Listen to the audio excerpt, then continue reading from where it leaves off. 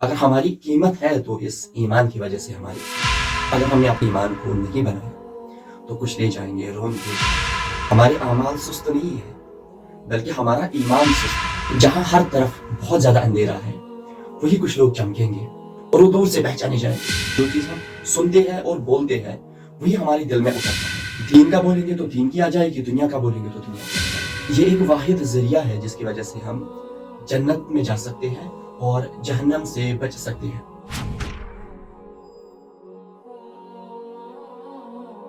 अस्सलाम वालेकुम रहमतुल्लाह। एक दफा की बात है, बड़ा दिलचस्प वाक़या है, गौर से सुनिएगा। कि एक गांव वाला शहर में आया था, कुछ चीजें उन्हें खरीदी थी बाजार से और खरीदते खरीदते दोपहर हो गई। बड़ी धूप थी तो उन्होंने सोचा कि थोड़ी देर के लिए मस्जिद में चला जाता हूँ और वहां थोड़ी देर के लिए आराम करूंगा, फिर नमाज होगी और नमाज के बाद बाकी चीजें खरीदनी हो वो खरीद लूंगा। अब जाके मस्जिद में बैठा तो मुतवल्ली साहब ने उनको देखा। उन्होंने देखा कि कोई गांव का शख्स आया हुआ है, बेचारा बड़ा थका हुआ है, पसीना पसीना हो रहा है। तो उन्होंने उनको फैन के नीचे कहने को बता दिया और फैन का स्विच ऑन कर दिया। अब इस गांव वाले ने ये चीज पहली बार देखी थी, बड़ा हैरान हो गया और बड़ा खुश भी हो गया कि उन्हें काफी राहत मिली।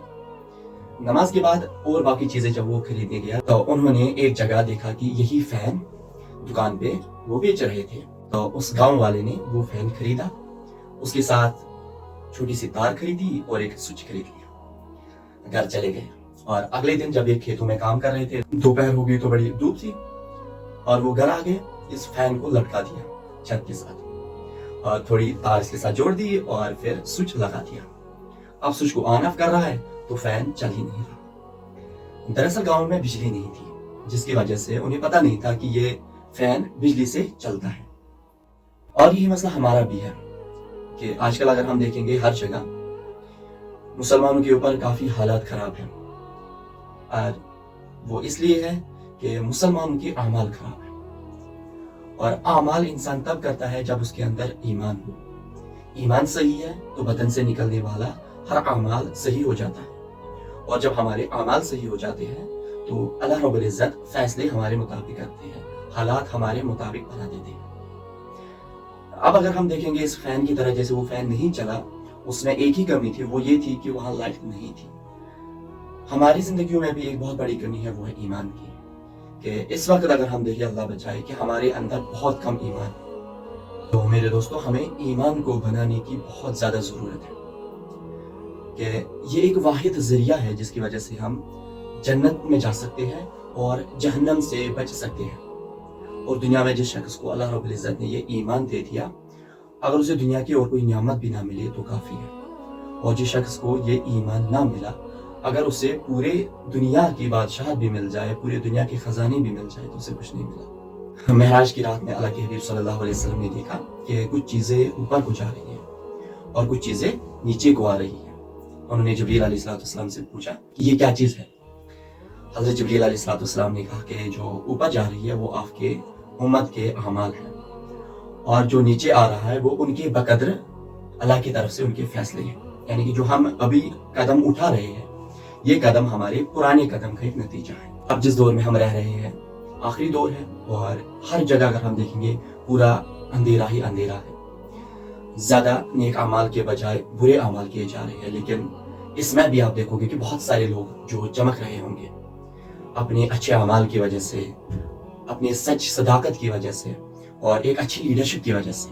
तो इस वक्त भी बहुत ज्यादा जरूरत है और बहुत ज्यादा नीड है ऐसे लोगों की कि जो ईमान वाले हो। आप कहीं भी जाओ, कितना भी बड़ा बेईमान इंसान होगा वो आपको कहेगा कि यार मुझे एक ईमान वाले शख्स की तलाश है, किसी सच्चे इंसान की तलाश है। लोग आपकी लीडरशिप में आना चाहते हैं।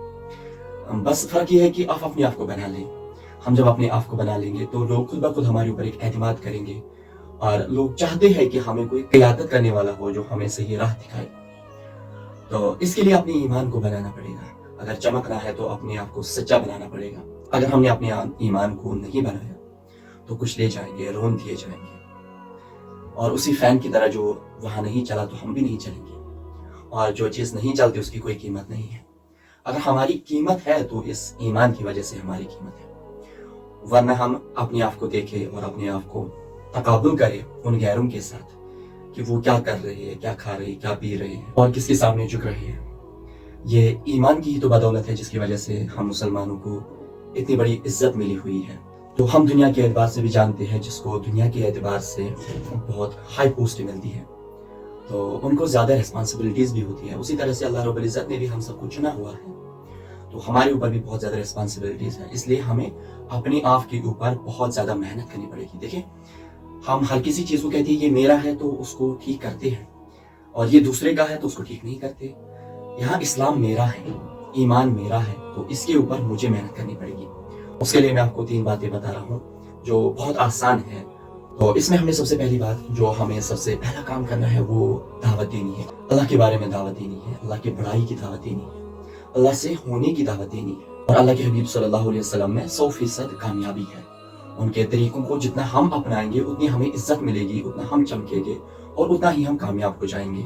بنسبت کہ اگر ہم غیروں کے طریقے پہ چلیں, اگر وہ ہمیں بڑے خوبصورت دکھ رہے ہیں, بڑے اچھے لگ رہے ہیں, ان میں کامیابی نہیں بلکہ 100% کی ناکامی ہے. صحابہ کرام کی زندگیاں کہ انہوں نے کس طرح سے اس ایمان کو, اس اپنے کام کو, اپنی رسپانسبلٹی کو پورا کیا ہے, اس طرح سے جب ہم اس چیز کی لوگوں میں چل پھر کے دعوت دیں گے تو یہ چیز ہمارے اندر آئے گی.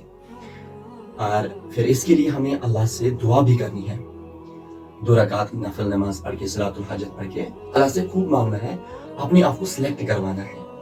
اور تیسری چیزوں کا خود بھی مشق کرنی ہے, یعنی کہ دنیا کا کوئی بھی کام کرنا ہے وہ دنیا داروں کے طریقوں پہ کروں یا دین داروں کے طریقوں پہ کروں, یا سنت پہ کروں یا غیر سنت پہ کروں. تو اگر ہم اس پہ انشاءاللہ قائم رہیں گے تو انشاءاللہ ہم سب کو چمکائے گا. اللہ آپ سب کو اور مجھے بھی کبھی ایمان عطا فرمائے جو ہمیں صحیح سے ایمان کے اوپر کھڑا کرے اور کل آخرت میں ہمارا سر جھکانا.